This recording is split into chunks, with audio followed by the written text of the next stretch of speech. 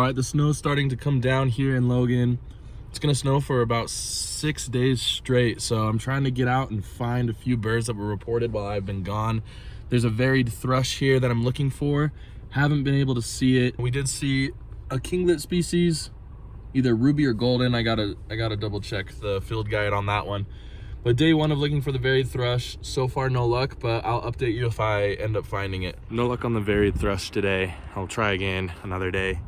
I'll just stop at First Dam, get some first of the year species. If I see anything interesting, I'll let you guys know. I feel like my eyeballs are freezing open. It is so cold out here. It's a surprise that these birds are so resilient and they can hang out in this water. Obviously they're adapted to do so, but we ended up picking up some first of the year Barrow's goldeneye. They've been hanging out here for a few weeks. You've seen them a few times. We also picked up some common goldeneye. There's a ton of Canada geese and mallards just gathered in a big little circle over here. So that's pretty good. I'm actually hearing red-breasted nuthatch right now. So that's interesting. No sign of the hooded merganser today, but hopefully we can pick that one up unless it's moved on. And yeah, we'll see what else we can find. I might go back and look for the varied thrush, but chances are we're just gonna try on another day.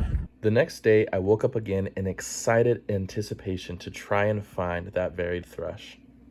All right, round two of looking for the varied thrush. Unfortunately, I sat outside for about 20 minutes. The snow's coming down pretty heavy. I have a little tiny car, so I would rather not get stuck here, even though I'm about 5 minutes away from home. However, really cool bird, first of the year bird, American dipper, out on the water out there. We got some pretty good shots of it. It's amazing how those birds can just dive down in freezing cold water to feed during the winter months as well. So just an awesome bird. It's quickly becoming one of my favorites. Absolutely love that bird. I'm still looking for the thrush, as you can see.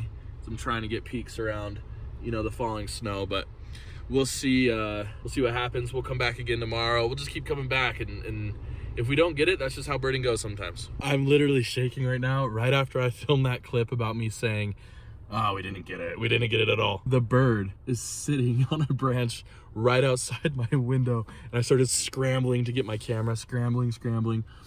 I was super nervous, so I took my first shots of the varied thrush through the window because I was like, it's gonna fly away, which it has now. I don't see it anymore, but so I got my first shots through the window, and then it just sat on these branches right in front of me for a little while. So I got decent shots. There's branches in the way at times, so it's a little bit out of focus in some shots, but just an absolutely beautiful bird. I cannot believe we got that. Male varied thrush can be identified through its dark blue-gray back, orange belly, black collar band, orange line over the eye, orange barring on the wings, and females are just a bit less vibrant than the males. Typically, varied thrush stay far into the north during the breeding season and then drop down during non-breeding and stay typically on the west coast. You can find them in West Canada, Alaska, Washington, Oregon, and California, making Utah pretty far out of its range. Despite its beauty, varied thrushes are often very aggressive towards each other and other bird species.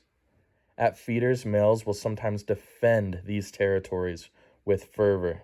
They dominate sparrows, blackbirds, cowbirds, towhees, and juncos. You can attract these birds in your yard if you have ground feeders, as well as by planting native fruiting shrubs. On a 2-year cycle, varied thrushes' populations will go up and down. The oldest varied thrush ever recorded was a male that was at least 4 years and 9 months old.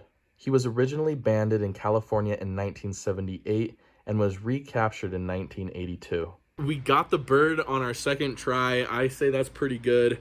First day we sat there in that parking lot for like 30 to 40 minutes. Today we sat there for almost 40 minutes. As I'm packing up, bird shows up right in front of us. Boom. And it just scared the crap out of me because I put my camera away and I was scrambling to get it out, and I was like, it's gonna fly away, and it stuck around for a little bit. So super happy about that lifer, varied thrush, beautiful bird, absolutely amazing. We got it in a blizzard too. That's pretty cool. The snow is coming down pretty hard now, so I'm glad I got home when I did.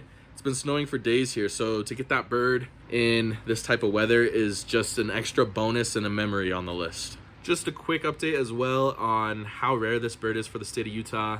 In the state of Utah, on eBird, there's only been 310 reports. Some of you might say, well, that's a pretty good amount. But in birding, where birds are seen like thousands and hundreds of thousands of times in certain areas, 310 is pretty rare. So 310 times the varied thrush has been seen. And in reality, it's probably less than that for total number of birds, just because sometimes people see the same individual in different places. So a pretty rare bird. In Cache County, it's been seen about 47 times. Again, not a lot. A good chunk of those 310 in the state of Utah are in the northern part of the state. Actually, all of them are in the northern part of the state for the most part. So 47 times, super rare bird. Really happy with this one. The next day, I headed back out into the blizzard to go birding with my friend Dan, who you've seen in a previous video during the Christmas bird count. All right, how does it feel to get a dumpster lifer? You know, I wish I could say it was my first. Not a lifer, my bad. It's first for the county, Cache, California quail, at a FedEx dumpster. So you see some birds at some weird places while you're birding, but you got to take what you get. Thanks for the tip, Eddie. Yeah, thank you, Eddie. Shout out to Eddie. All right, I went looking for the varied thrush again with my friend Dan. We didn't get it.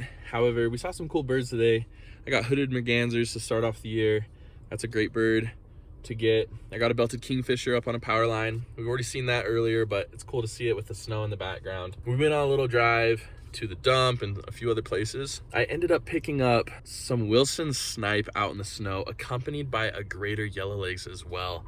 So that is just such a cool bird to add this early on in the year. And yeah, birding's been going great in 2024 so far. Really excited about the future. See what else we can get for you guys coming up.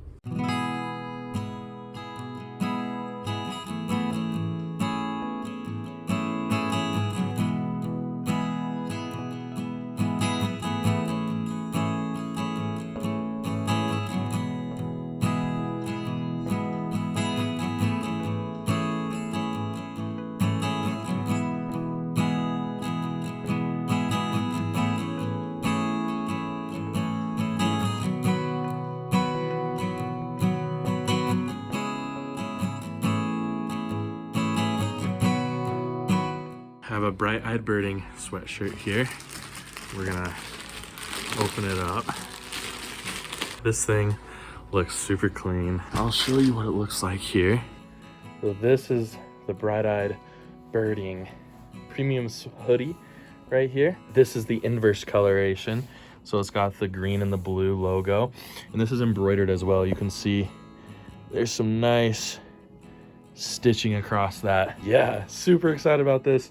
It looks awesome. I cannot wait for you guys to be able to get your hands on this if you'd like. Also, let me know in the comments below, do you have a fun chase story?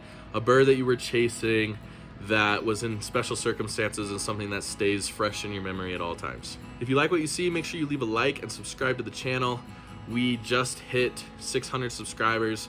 I'm so happy with your guys' support. You guys have been amazing. Thank you so much. Thank you for joining me on this educational journey. I hope to see you all next time on Bright-Eyed Birding.